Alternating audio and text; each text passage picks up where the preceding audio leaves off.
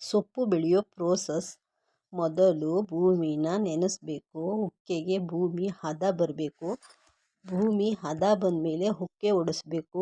ಉಕ್ಕೆ ಹೊಡೆದ್ಮೇಲೆ ಮಡಿ ಮಾಡಬೇಕು. ಮಡಿ ಆದಮೇಲೆ ದನಿನ ಗೊಬ್ಬರ ಹಾಕಬೇಕು. ಅದು ಬರೀ ದನಿನ ಗೊಬ್ಬರಕ್ಕೆ ಬರಲ್ಲ, ಸೀಮೆ ಗೊಬ್ಬರನ ಮಿಕ್ಸ್ ಮಾಡಬೇಕು. ಇದೆಲ್ಲ ಆದಮೇಲೆ ಸೊಪ್ಪಿನ ಬೀಜನ ಬಿತ್ತಬೇಕು. ಬಿತ್ತಿ ಆದಮೇಲೆ ಅದನ್ನು ಮುಚ್ಚಬೇಕು. ಆಮೇಲೆ ನೀರು ಹಾಯಿಸ್ಬೇಕು. ಇದೆಲ್ಲ ಆದಮೇಲೆ 5ರಿಂದ 6 ದಿನಕ್ಕೆ ಸೊಪ್ಪು ಹುಟ್ಟುತ್ತೆ. 15 ದಿನದಲ್ಲಿ ಬೆಳೆಯೋ ಸೊಪ್ಪಿಗೆ ಇಷ್ಟೆಲ್ಲ ಶ್ರಮ ಮಾಡ್ತೀವಿ. ಇನ್ನು ನಾವು 50 ವರ್ಷ 100 ವರ್ಷ ಬದುಕೋ ನಮ್ಮ ಜೀವನಕ್ಕೆ ಇನ್ನಿಷ್ಟೆಲ್ಲ ಎಫರ್ಟ್ ಹಾಕಬೇಕು ಅಂತ ಅದು ನಿಮ್ಮ ವಿವೇಚನೆ.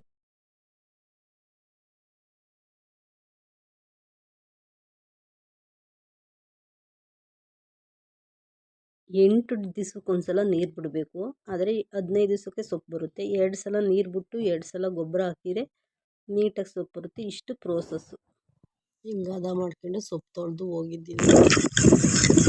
8 ದಿವಸ ಸೊಪ್ಪು ಅವತ್ತೆಲ್ಲ ಗೊಬ್ಬರ ಹಾಕಿ ತೊಳೆದು ಹೋಗಿದ್ನಲ್ಲ, ಚೆನ್ನಾಗಿ ಹುಟ್ಟಿದೆ. ಒಂದು ಹೊಸ ಬಾಳೆಗೊನೆ ಬಿಟ್ಟಿದೆ ನೋಡಿ.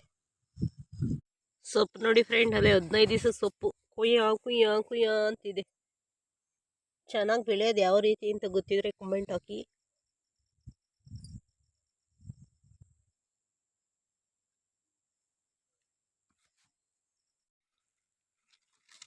ನಾನು ಬೆಳೆದಿರೋ ಮೂಲಂಗಿ ನೋಡಿ ಫ್ರೆಂಡ್, ಎಷ್ಟು ಚೆನ್ನಾಗಿದ್ದಾವೆ.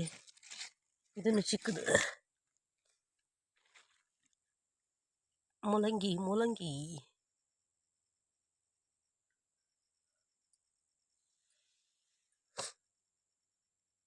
ನಾನು ಹಾಕಿರೋ ಸೊಪ್ಪು ಇವತ್ತು ಕುಯ್ಕೊಂಡು ಹೋಗ್ತಾ ಇದ್ದೀನಿ. ಇವತ್ತೇ ಫಸ್ಟ್ ಟೈಮ್ ಕುಯ್ಕೊಂಡು ಹೋಗ್ತಾ ಇರೋದು